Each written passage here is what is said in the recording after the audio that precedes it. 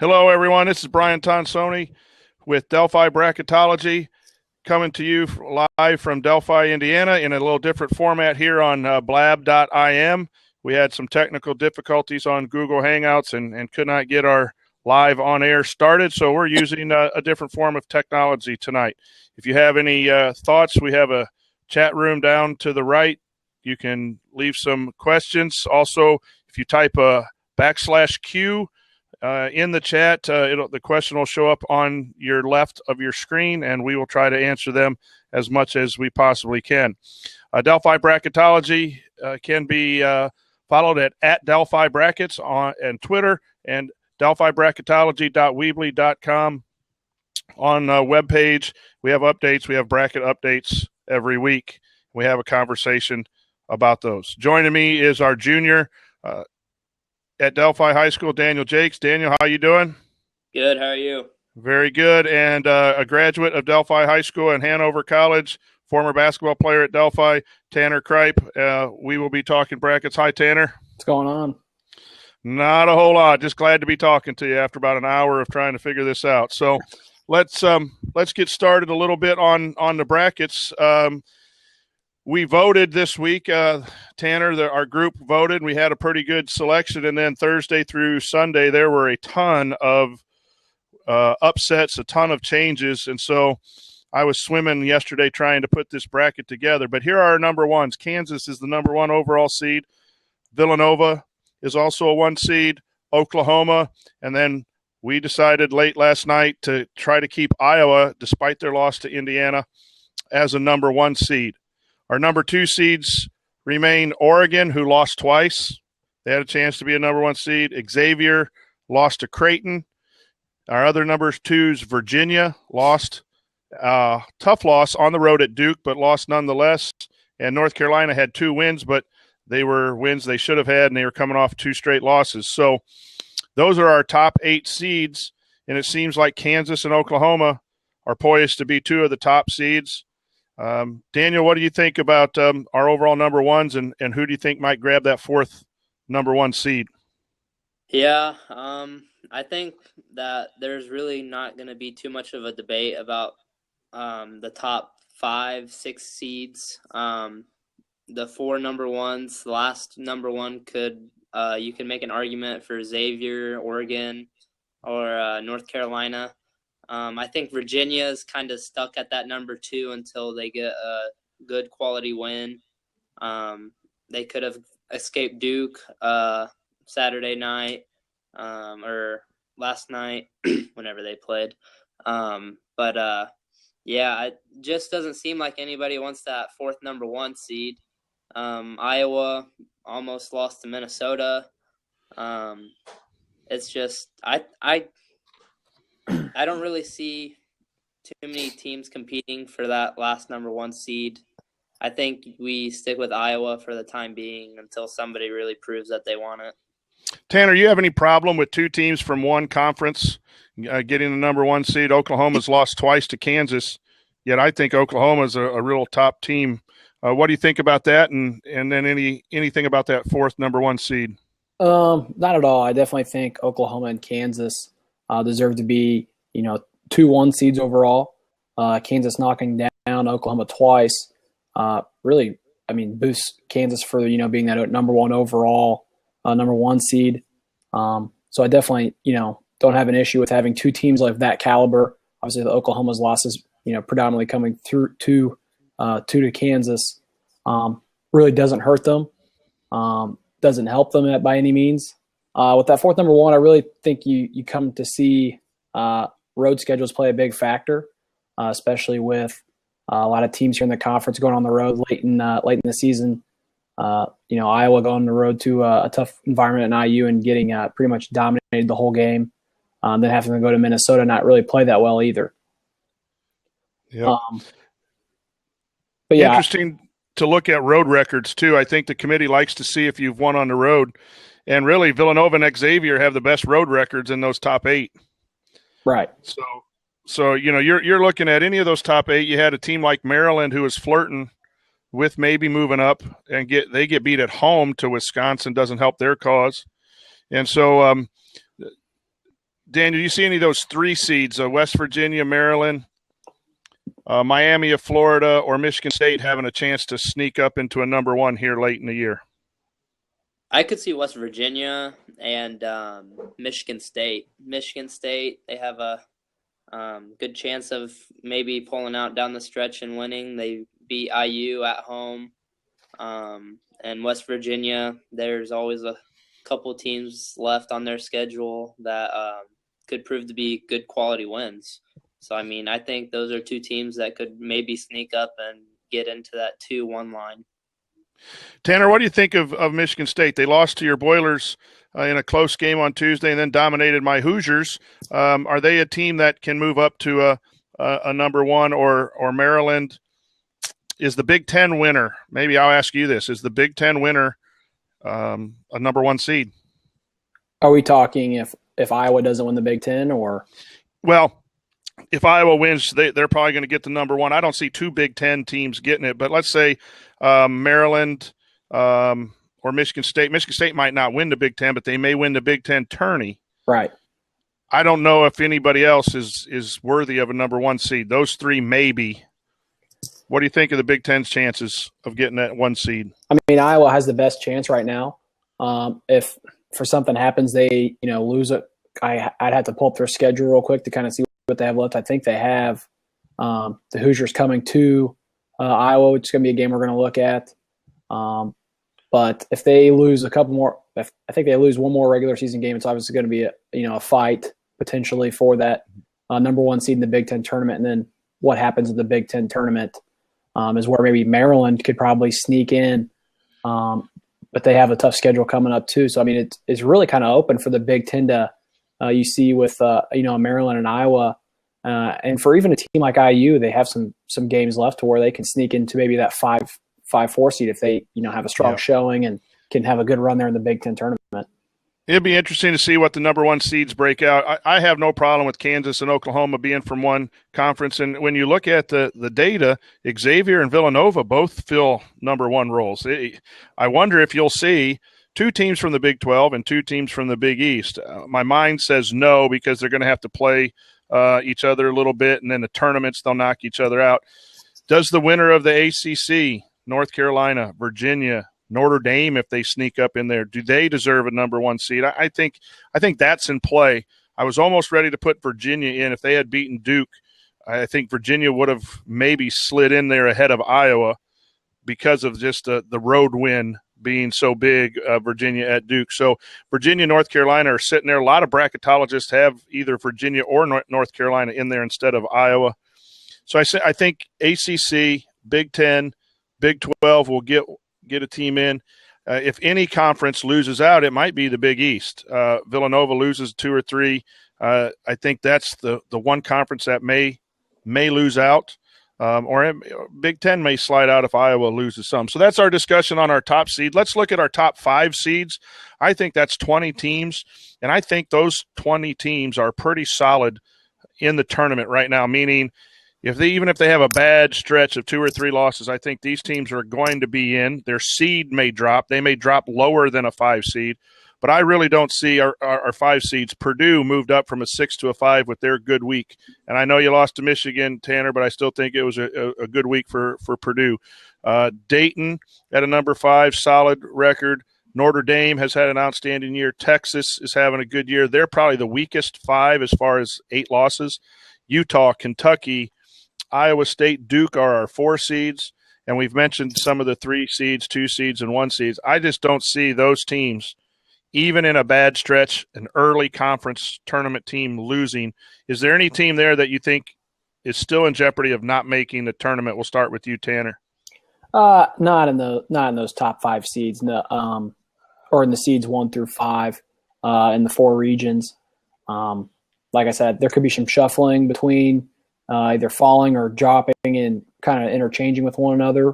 But I think they're pretty much locked. I think once you hit that 21 win range, and I think that, with looking at all those teams, they're kind of right around that 20 to 21 with, 5 or 6 games left. And once I always feel like if you're in a power conference, then you hit that 21 win range, usually you're going to be all right getting into the tournament.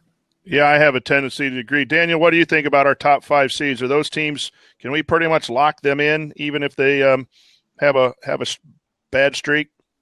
Yeah, I mean, it'd take a monumental couple losses to drop out of that tourney. Texas, you mentioned them being one of the weakest teams. I mean, they have 9 losses, but I mean, their strength of schedule is 4. So I mean, they go out and play their schedule. I mean, yeah, I mean, I think that we can lock those 20 teams in. Here's a question for us. Texas A&M, I think they've lost 5 out of their last 6. I can probably call that up here on my computer while I'm talking. They are down to number 26 RPI, 18-7. And real quick here, they have lost 4 in a row and 5 out of the last 6, including Arkansas, Vanderbilt, South Carolina, Alabama, LSU, all teams that are kind of on the bubble. South Carolina's pretty solid. Is a team like Texas A&M in at 18-7? I saw Shelby Mast, who has talked with me through Twitter, kind of has them in, not a lock, but in. Joe Lenardi has them as a 4 seed. And I know we had them as high as a 2 seed 2 weeks ago. But when you lose 5 out of your 6, you're going to lose some spots. I don't see an 18-7 Texas A&M losing that better than Purdue, better than Dayton, better than Notre Dame.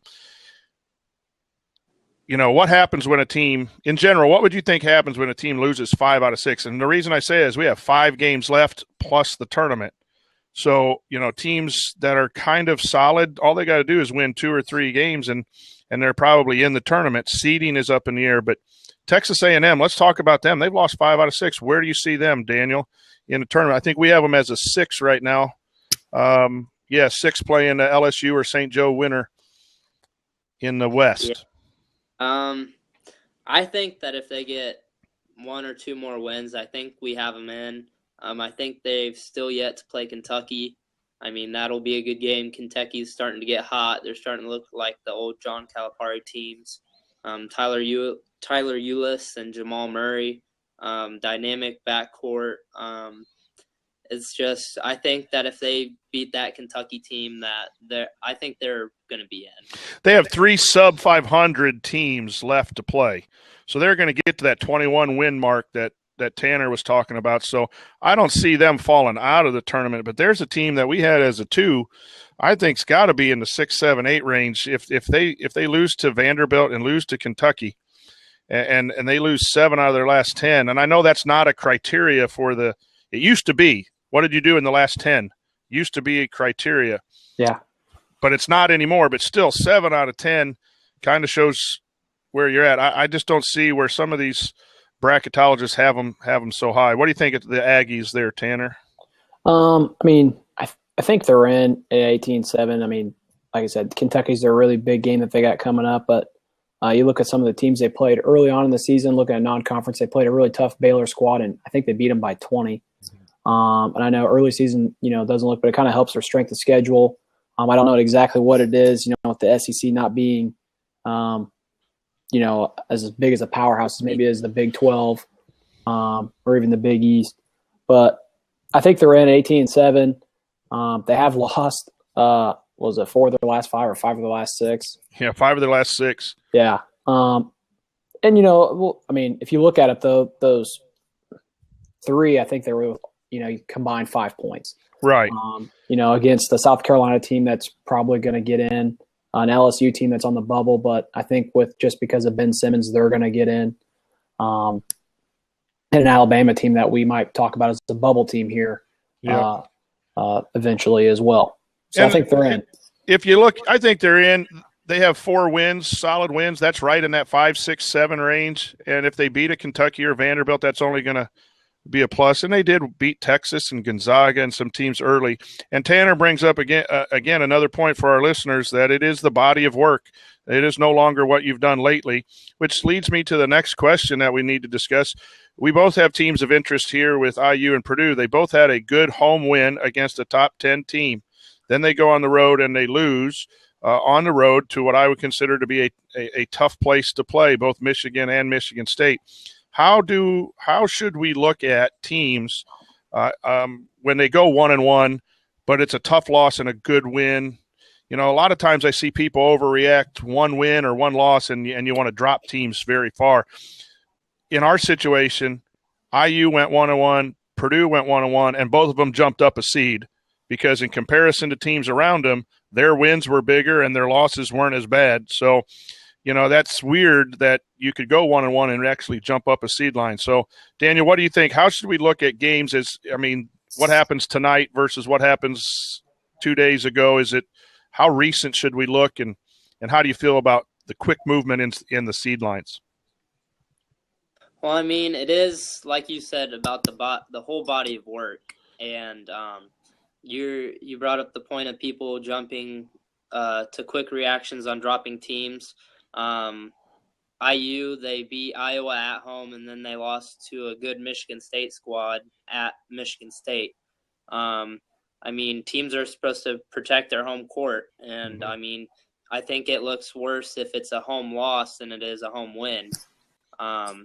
So I think if you get a better win at home, I think that you move them up. Right. It's kind of hard to, base that off. But Virginia, they lost at Duke, and it's hard. It's a hard criteria to kind of judge. Your thoughts, Tanner? I kind of agree with Daniel as well, just because you're not supposed to lose at your home court, even especially when you're considered a top 5-7 seed in the tournament at this point. But then you got to look at the road. The road game. I think IU went up to the Michigan State, and Michigan State doesn't really lose at home very often. So that doesn't help them out. Purdue goes up to Michigan, where both teams are in the tournament at this point, meaning Michigan State and Michigan. And both teams are going to defend their home court, power conference. No one wants to lose at home at this point, especially in must-win games when you need to get wins. It's going to be tough on the road in any power conference. And we're definitely going to talk about games later on, but we're going to see that, teams like Xavier play Providence like on Friday and Saturday. Baylor has Iowa State coming in. We're really going to be paying attention to those games, and I know we'll get to those in a bit. We're really going to be watching for who can win on the road as well. Yeah, I think it's coming down at this point with, 2 weeks from today, I think our conference tournaments start, some of the smaller conference tournaments start. So, we're 2 weeks away, 5 games away. I think you want to get wins now, big wins. And I don't care if they're home. Their home is nice, or away is really nice. If you can get a big win on the road, it's really nice. But you want to build that resume of top 50 wins, top 100 wins. You kind of want to avoid your bad losses. Indiana can't lose to Wisconsin, or it's going to hurt their resume.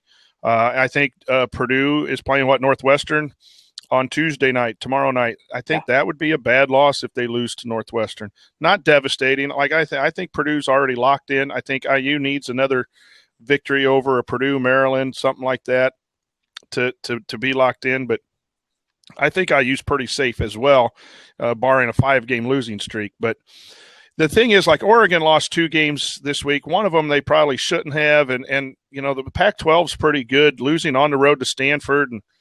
And some people dropped Oregon all the way down to a 3. When you look at their body of work, they have a lot of top 50 wins. So I think Oregon still should stay at that 2, even though the most recent results are somewhat bad because of what you guys have said. The road is so tough in conferences, and especially now when you're the second game of some of these matchups and teams have played you before.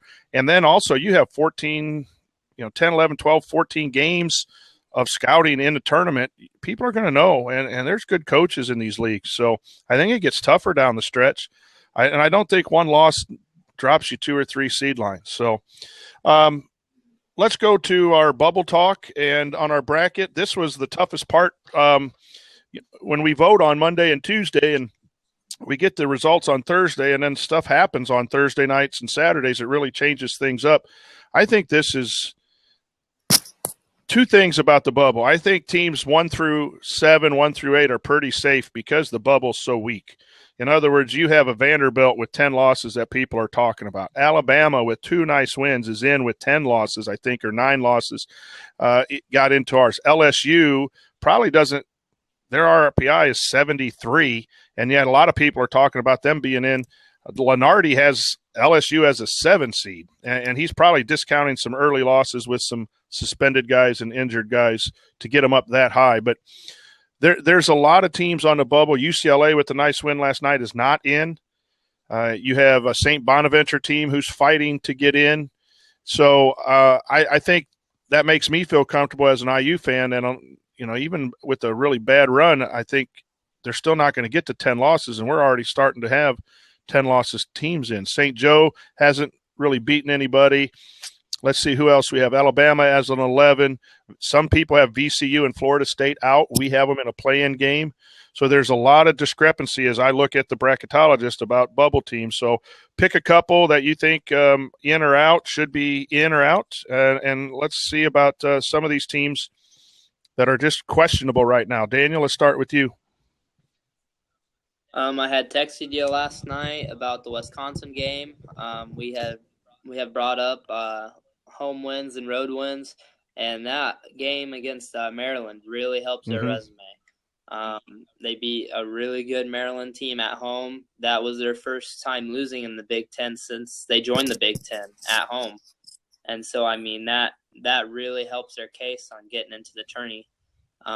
Florida State, they've lost a couple games, I think, this past week. And they're a playing game right now. And we had mentioned Chattanooga losing in their conference tourney. I think they get an at-large bid. Yeah. They have a pretty solid team there. And so, it's just the bubble is so weak this year, and all the teams are so level. I think it's hard to pick out 2 or 3 outstanding bubble teams that have a case. You mentioned Wisconsin. We moved them all the way up to a 9. I think they've won 7 in a row. Their numbers against top 50 teams are there. They have the awful losses at the beginning of the year that, again, body of work. Your losses count too. That's going to probably keep them in an 8, 9, 10 range. But I tell you what, their schedule is brutal coming down the stretch still. So they've won 7 in a row. They can turn around and lose 2 or 3, and they're right back on the bubble. Alabama is the same. You mentioned Florida State. Florida State loses at home to Miami, who's a 3 seed, and it was a close game. I just don't think you can drop a Florida State all the way out because they lose to a Miami, who is, in my mind, a top 10 team. But you have to watch Florida State. They have to fight tooth and nail here the last 2-3 weeks to maintain, that play-in game. If you're the last 8 teams in, and that would probably be all of our 11 seeds and our play-in games, and maybe some 10 seeds, you really got to fight like heck to build some wins. And but that's interesting. Tanner, what do you think about some bubble teams of interest? Either teams we moved in or left out. Butler's sitting on the outside right now. Seton Hall's on the outside. Those are some quality teams we left out. Yeah, I was definitely going to bring up Butler, Seton Hall. I was even going to consider, Washington even being one of those teams that is kind of on the outside looking in. Maybe as being that part of that last 4 or that first 4 out. I think we had I think you guys had VCU in the playing game. But there's teams like Kansas State and Georgetown that are kind of hanging around out there too. That if Kansas State or one of those 2 teams can get going in their conference tournament, if maybe make the semifinals, maybe up for reconsideration, kind of just on how they finished the season out and everything as well. Yeah, and Kansas State was in as a 12-seed play-in game last week, and then they lose 2 games. And we all know the Big 12 is tough, and it's kind of hard to drop them out. Washington, the same way, a tough Pac-12, lost a couple close games. I like Washington. I think they're a tourney team. If I had to do this over again, I might move VCU out and move a Washington in. So I think there's about you take our last 8 teams in and the first 8 teams out, and that's going to be an interesting bubble thing.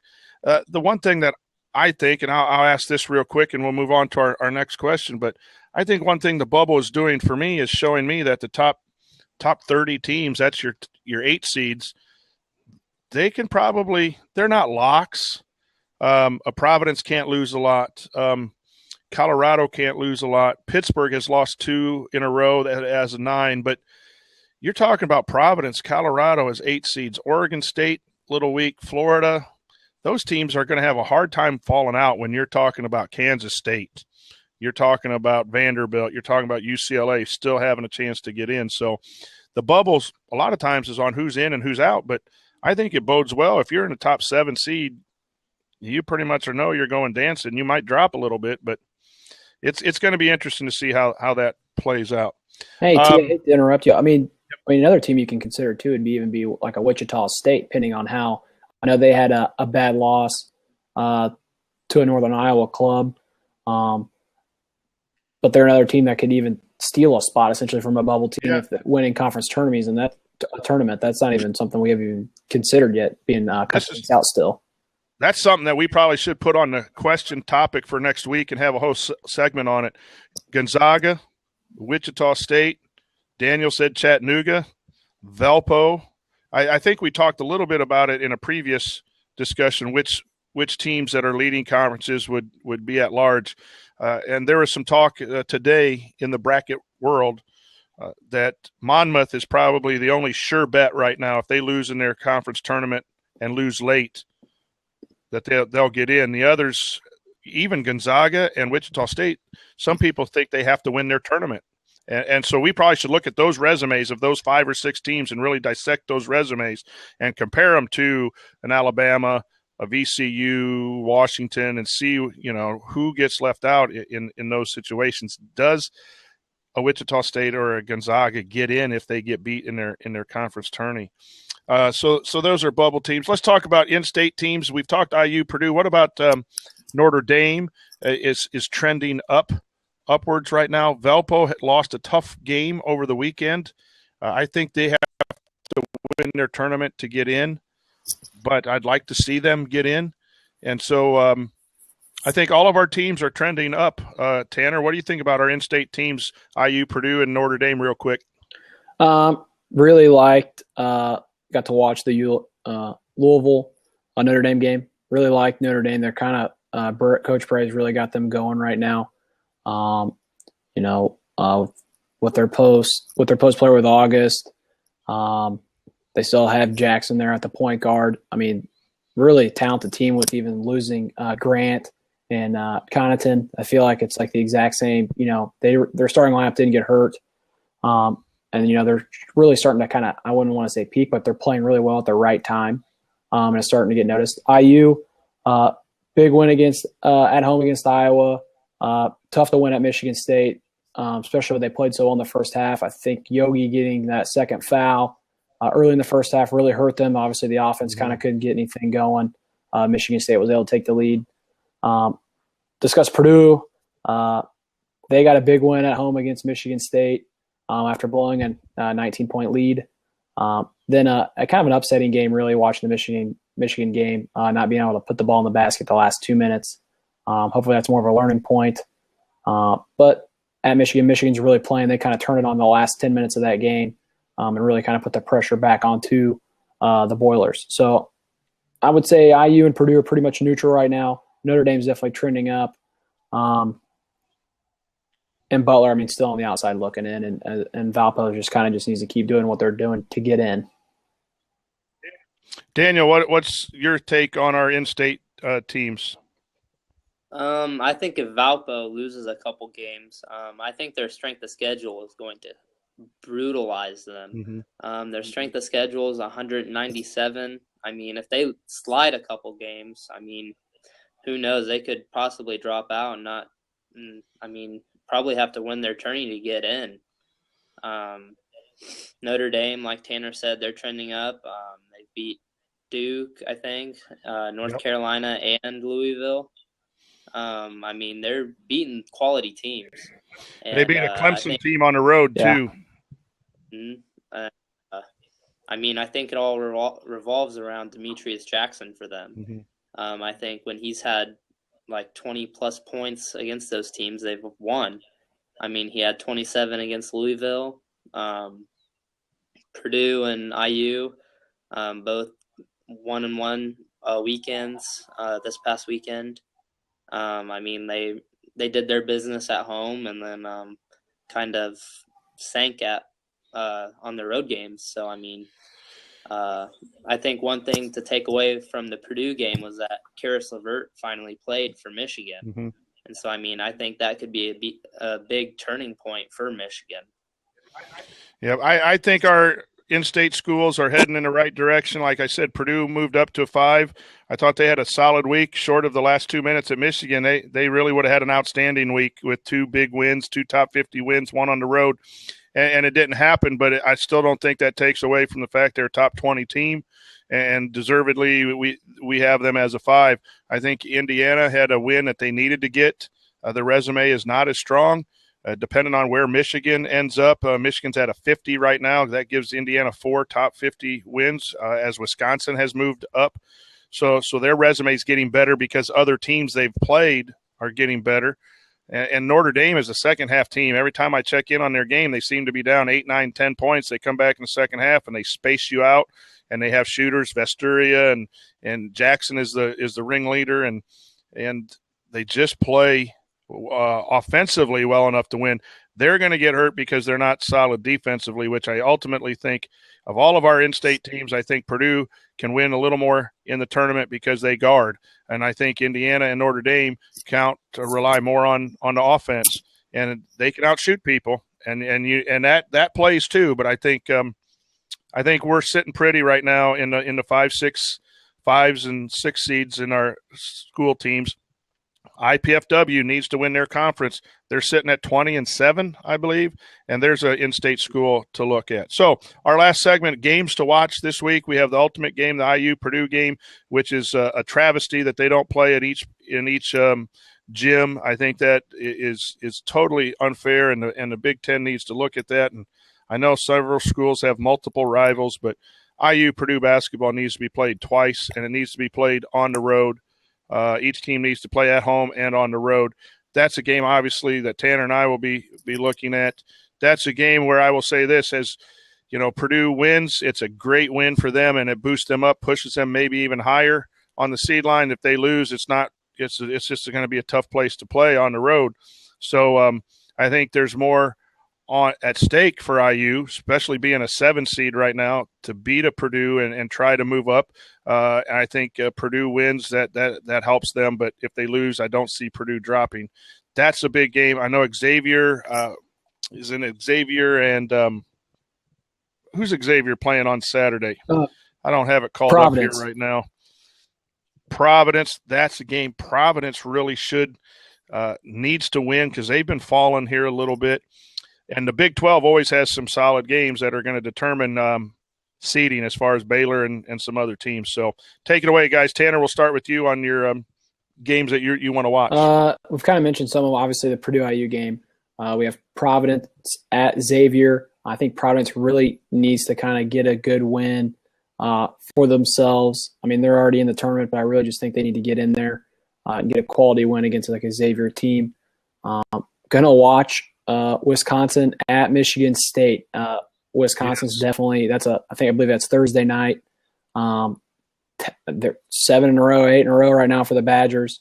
Playing well. Michigan State might have gotten robbed one there at Purdue on a comeback. They're playing some of their best basketball right now. Denzel Valentine, kind of competing with Jared Uthoff there for Big Ten Player of the Year. And then obviously Duke's got Duke and UNC.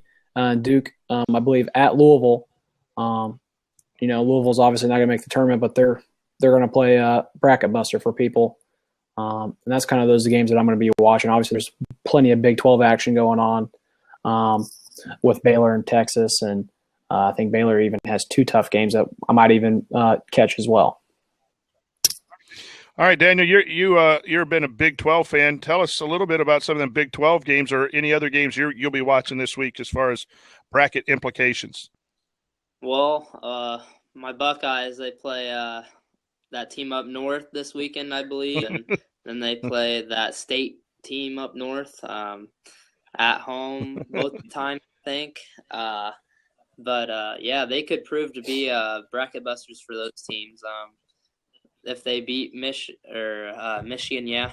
If they beat them, they could possibly drop them down a seed line. They could prove to be that divider for Michigan State between that 2 and 1 seed line. So I mean, those could be 2 pivotal games for those 2 Michigan teams. And West Virginia has a couple of good games this weekend, I believe. I think they play Iowa State. Don't hold me to that, but I'm pretty sure they do. And as Tanner mentioned, Baylor and Texas, that could be a big game for Texas. West Virginia, Texas is tomorrow night. That's right. So, the Big 12, every game is going to be a game to watch here coming in. So, okay, we have another week of bracketology. We are 4 weeks away, I believe, from Selection Sunday. So the conference tournaments start here in a couple of weeks with their smaller tournaments. As they determine their winner and automatic qualifier, they'll add seeds to the bottom of the bracket. And we will continue to watch teams earn wins and move up seed lines and move down seed lines. If you have any questions, contact us at Delphi Brackets. You want to read a little more about us, go to delphibracketology.weebly.com. I thank you, Daniel, for joining us again. Daniel's a junior with us at Delphi. He's doing an outstanding job. Going to go into sports journalism. Is that correct, Daniel, at college?